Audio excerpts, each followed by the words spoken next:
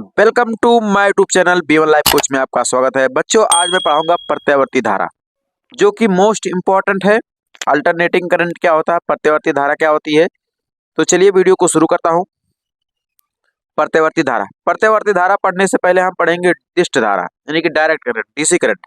DC current क्या होता है, तो देखो डायरेक्ट करंट, डीसी करंट क्या होता है, तो वह धारा जिसका मान व दिशा सदैव स्थिर रहती है, अर्थात समय के साथ परिवर्तन नहीं होता, अपरिवर्तित रहती है, वो क्या कहलाती है, दिष्ट धारा कहलाती है।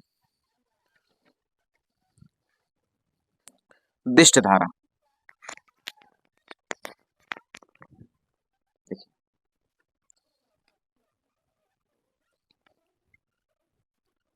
दिष्ट धारा में ये बताया गया है कि वह धारा जिसका मान व दिशा सदैव स्थिर रहती है, अर्थात समय के साथ अपरिवर्तित रहती है, दिष्ट धारा कहती है। डायरेक्ट करंट कहलाती है।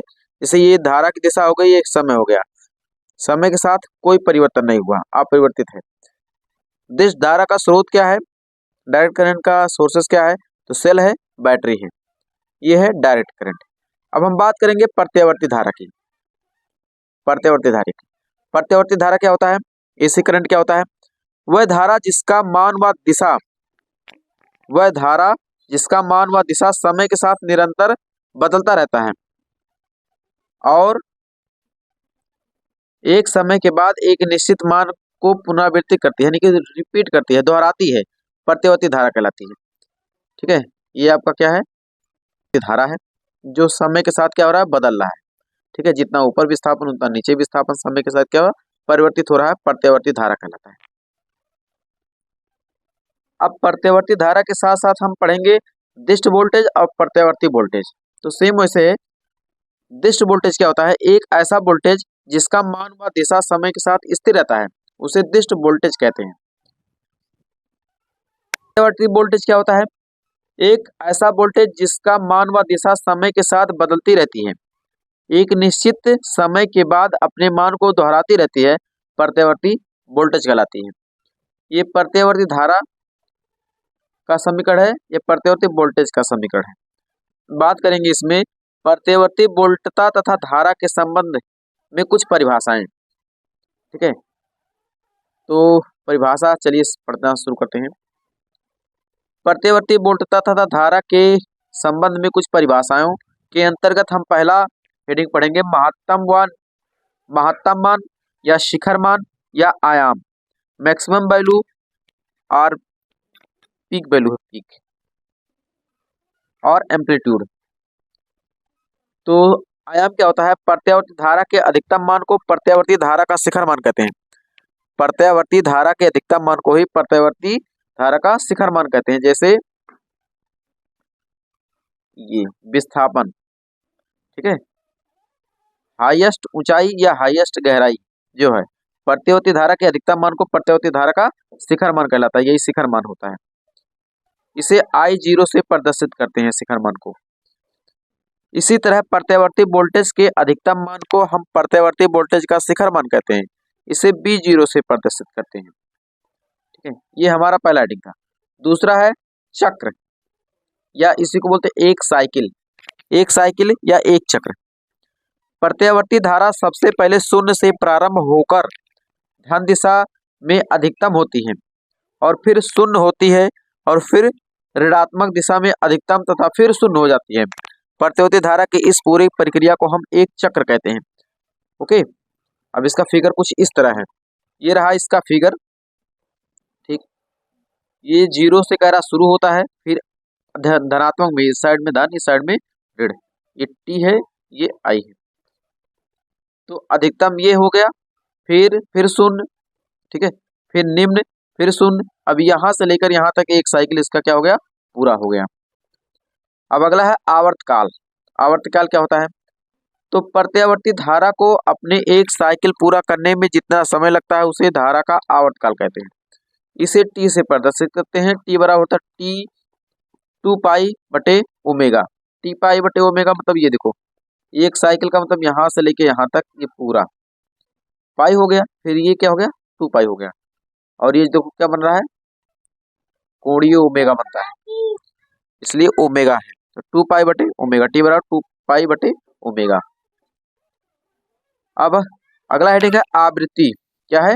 आवृत्ति। आवृत्ति क्या होता है?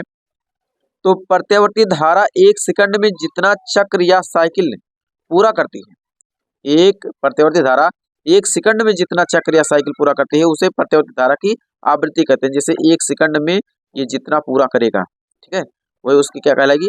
आवृत्ति कहलाएगी। और जो आवृत्ति होता है आवर्तकाल का उल्टा होता है, ठीक है। तो आवृत्ति बराबर 1/आवर्तकाल, तो 1/t बराबर 1/2 पाई/ओमेगा। अब ये देखो, ये इसका गुणा हो जाएगा, ओमेगा बटे 2 पाई हो जाएगा। अच्छा, आवृत्ति को एफ से या एन से दोनों से लिखते हैं। यह बराबर ओमेगा बटे 2 पाई, सेकंड इनवर्स या हर्ट्ज बोलते हैं इसको, ठीक है। आपका अगला हेडिंग है प्रत्यावर्ती धारा की उत्पत्ति या व्यंजक, या इसे बोलते हैं प्रत्यावर्ती वैद्युत वाहक बल। देखो, इसमें मैं जो बताऊंगा या जो बोलूंगा उसको आप ध्यान से सुनिएगा और अपने कॉपी पे लेकर बैठिएगा, उसको लिख लीजिएगा, ठीक है। इसमें क्या होता है, प्रत्यावर्ती धारा की उत्पत्ति या व्यंजन प्राप्त करने के लिए क्या होता है, कुछ थ्योरी है उसको मैं बोल दूंगा। जैसे जब किसी कुंडली को, जैसे कुंडली है ABCD, क्या है? कुंडली है। तो जब किसी कुंडली को किसी एक समान चुंबकीय क्षेत्र के लंबवत, एक समान चुंबकीय क्षेत्र के लंबवत एक नियत कोणीय वेग ओमेगा, नियत कोणीय वेग ओमेगा से घुमाते हैं, यानी कि उसको घुमाया जा रहा है, अंडे जैसे घुमाते हैं, तो कुंडली का फ्लक्स परिवर्तित हो जाता है, यानी कि जो चुंबकीय फ्लक्स होता है वो क्या होता है? परिवर्तित हो जाता है। फिर से बोल दे रहा हूं, जब किसी कुंडली को किसी एक समान चुंबकीय क्षेत्र के लंबवत एक निश्चित कोणीय वेग ओमेगा से घुमाते हैं तो कुंडली का फ्लक्स परिवर्तित हो जाता है। यहां तक लिख लिए होंगे। अब इसके आगे, जिससे कुंडली में एक प्रेरित विद्युत वाहक बल, जिससे कुंडली में एक प्रेरित विद्युत वाहक बल उत्पन्न हो जाता है। जब वैद्युत फ्लक्स घूमता रहता है तो उस पर एक बल उत्पन्न हो जाता है, जिसको बोलते हैं प्रेरित विद्युत वाहक बल। इसका मान व दिशा लगातार हमेशा क्या होता है? बदलता रहता है। एक निश्चित समय के बाद वह दोहराता है, यानी कि बदलता है, फिर एक समय के बाद क्या होता है? फिर रिपीट होता रहता है, दोहराता है। इसलिए हम इसे प्रत्यावर्ती वैद्युत वाहक बल भी कहते हैं, ठीक है। आगे, यह कुंडली किसी परिपथ से जोड़ दी जाती है तो परिपथ के धारा उत्पन्न हो जाता है। कह रहा है जो कुंडली है इसको किसी परिपथ से जोड़ दिया जाता है तो उसमें धारा उत्पन्न हो जाता है, इसे प्रत्यावर्ती धारा उत्पन्न हो जाती है, ठीक है। अब हम यहाँ से लिखाना शुरू करेंगे, ठीक है। ये थ्योरी था। अब कहेंगे नियत कोणीय वेग जो है हमारा क्या माने हैं? ओमेगा माने हैं। नियत कोणीय वेग क्या है? ओमेगा है। तो अब लिखना शुरू करिए। माना कुंडली का क्षेत्रफल A है, माना कुंडली का क्षेत्रफल A है तथा चुंबकीय क्षेत्र की तीव्रता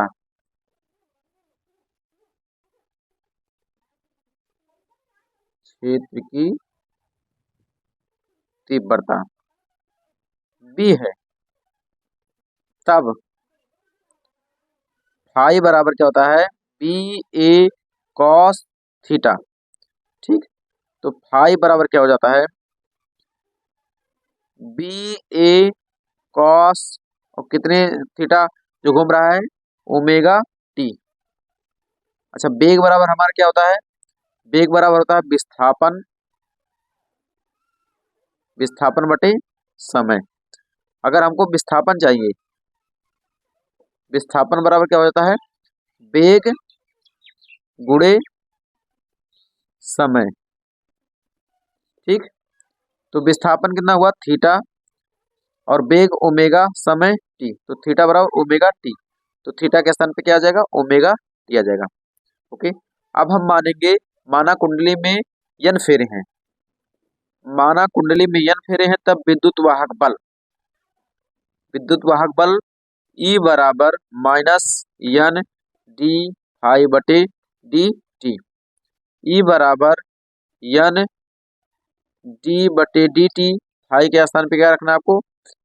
BA cos omega t, okay.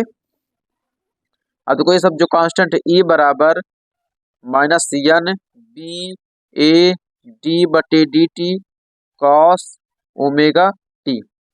अब देखो कॉस ओमेगा टी का हमको करना है अवकलन। क्या करना है?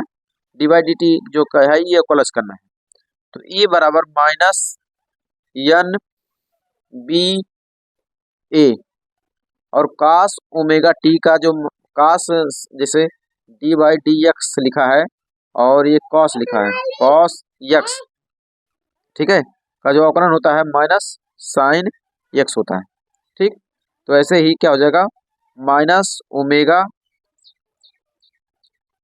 पहले लिखते हैं कॉस ओमेगा टी, और ये जो ओमेगा टी के साथ में है यानी कि देखो यक्स है, यक्स के स्थान पे क्या ओमेगा टी है, हमको टी के सापेक्ष करना, तो ओमेगा इंटू टी, तब टी का हो जाएगा एक और बचेगा ओमेगा, तो यहाँ हो जाएगा इंटू में ओमेगा, यानी कि ये बराबर माइनस माइनस क्या हो जाएगा प्लस एन बी ए ओमेगा कॉस ओमेगा टी।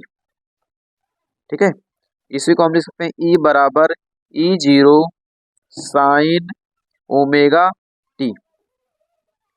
ठीक,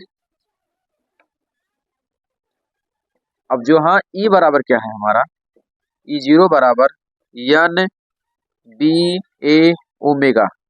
ठीक है, जो ई जीरो है, ई जीरो क्या है, प्रत्यावर्ती विद्युत वाहक बल का अधिकतम मान है। ठीक है, तो आई होप वीडियो अच्छा लगा होगा, समझ में आया होगा, हमारा ये टॉपिक खत्म हुआ। तो वीडियो को लाइक कर दीजिए, चैनल को सब्सक्राइब कर दीजिए, मिलते हैं नेक्स्ट वीडियो में, तब तक के लिए धन्यवाद, जय हिंद जय भारत।